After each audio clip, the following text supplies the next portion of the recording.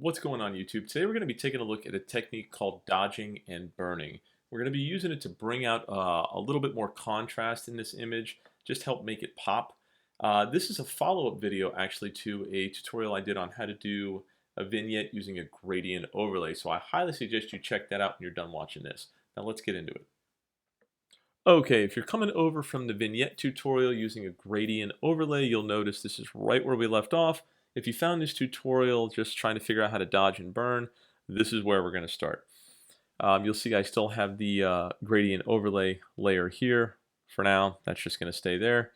And we are going to start by right-clicking the background layer and duplicating the layer of our image. We're going to name it. We'll name it Dodge and Burn, since that's what we're going to do. It's always a good idea to name your layers. It's a good habit to start. So, Dodge and Burn. We will start with the Burn tool, and you'll find that in the palette over here. This is the Dodge tool. It is located with this tool, so you can right-click here and select Burn tool. This is the size brush I like to use. Depending on the size of your image, that pixel size may vary. For this image, it's 1040. But as you know, the more pixels you have, the smaller or larger this brush may be. So we're going to click on that, and I like to keep the hardness between 30 and 40%. As you can see, it's at 35. And since we are burning, whoops, I accidentally clicked it. Since we are burning, we are going to be darkening the shadows of this image. Okay, and the exposure is 10%, and that's how much of the effect we're going to add to it. So keep this unselected, keep this at 0, and check Protect Tones. So from there, just you can just hold the click and run the mouse right over the image, and that's probably going to be enough. We don't want to go too dark. Just one pass should do it. You can see if you deselect the layer, what a difference it makes. It does actually, it pretty much darkens up the whole thing. But it leaves the midtones. It doesn't really, it doesn't seem to affect those too much. A little bit, but not as much as the shadows. So from there, we are now going to dodge. To dodge, we're going to go back to the same tool setting. Right-click, select Dodge tool. And once we have the Dodge tool selected, you'll see I have the same brush size, and a 30% hardness is fine.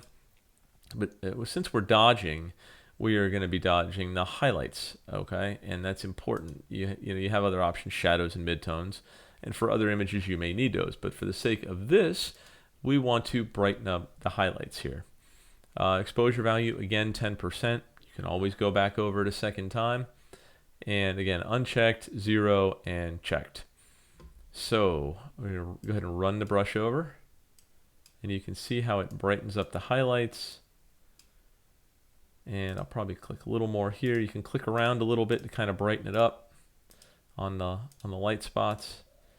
And that's pretty much it. That is now your final image, which you can flatten from here. But before we do, there's one thing I want to show you. And that is, if you want to turn down the dodge and burn effect so that it's not as vibrant, you can do that by selecting the layer opacity. Make sure it's dodge and burn that's active and selected, and select the opacity and just dial it back some. And you can see the effect scales back.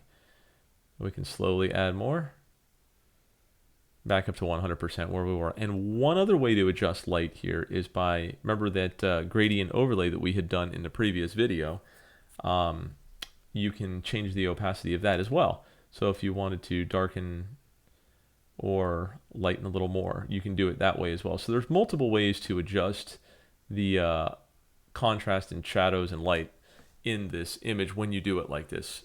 That's part of the reason that I like this particular technique. So I hope you guys found this helpful. If you have any questions, by all means, please drop them in the comments and I will try to help you out. And as always, don't forget to like and subscribe, as I'm going to have more videos like this that I'm going to be producing over the next couple of months. So thank you and stay well.